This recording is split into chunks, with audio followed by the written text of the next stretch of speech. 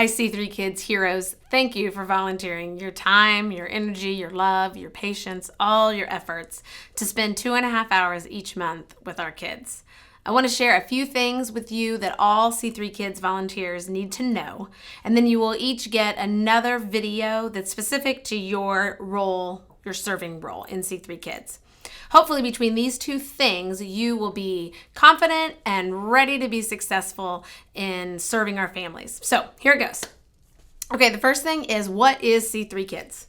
Well, our mission in C3 Kids is to grow and go.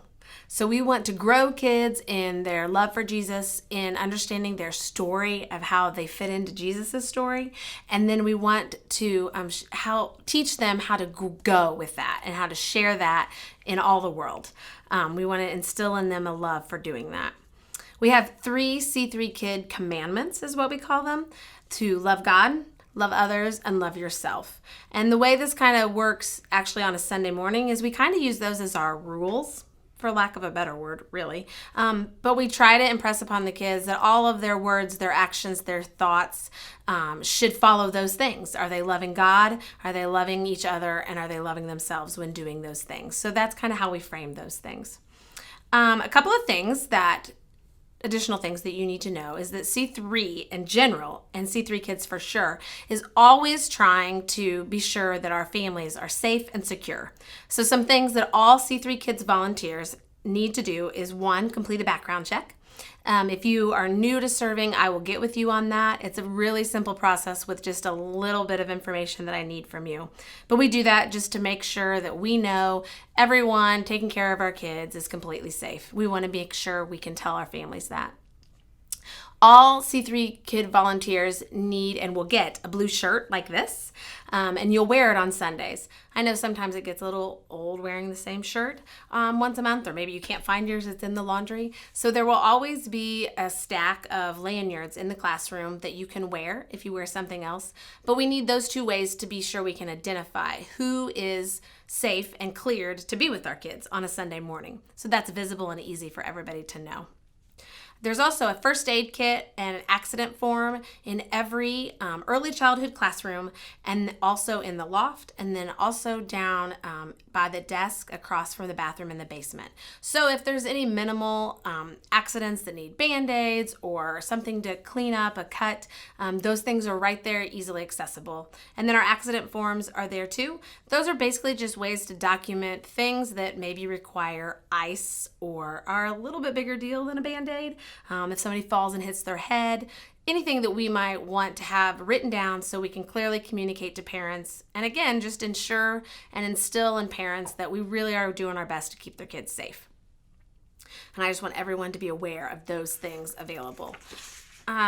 So also, C3 Kids needs you. We need you to show up when you're scheduled. We need you to be on time. We need you to be engaged. And really, we need you to be in it to win it on a Sunday morning during your time with those kids, okay? So you're going to be scheduled for 1 week a month, the same week each month. You'll be either on the first week team, the second week team, and so on. There are 4 fifth Sundays in a year, every year. I didn't know that until I started this job, but there are. And so each team will cover one of those weeks. So actually, we're asking you to serve 13 3-hour days in a year. Thank you for doing that. 8:30 each Sunday. This is something new for us this year. We are asking as a church for you to meet us in the lobby at 8:30 on Sunday mornings if you're serving, to pray. We want to meet with the hospitality team. The staff is going to meet as much as possible on a Sunday morning, and we just really want to invite God here and walk with him in the work that we know he's going to do in the building on a morning, and then through the people at C3. So I invite you to join us on the week that you can come any week, really, but for sure on the week that you're serving, to be here at 8:30. It also just makes sure that we are ready and prepared for when our kids show up at 9 or a little before.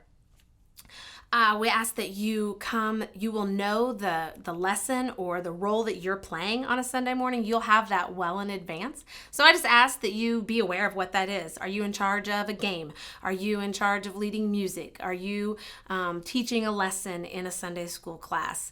Know that, be aware, be able to ask questions about that beforehand if necessary. We'll have the materials ready for you. We just need your body here and your heart ready to serve.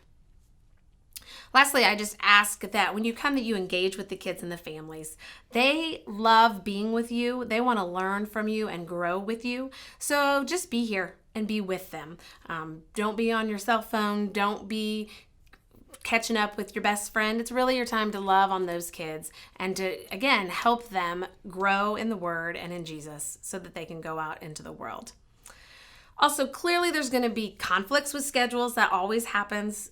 It's guaranteed to happen, and that's okay. Nobody can be here, know their schedule a year in advance. So I ask that you do your part to switch either with somebody from another team that has your same role, or I have a list of subs that you can contact. I ask that you do your part in scheduling that and working on that. Of course, if it's a last minute emergency, I'll obviously gladly help out. Or if you're just having trouble covering, then I'd love to help out. And I certainly want to know when you're not going to be the one there that day. Because again, I count on you and we need you.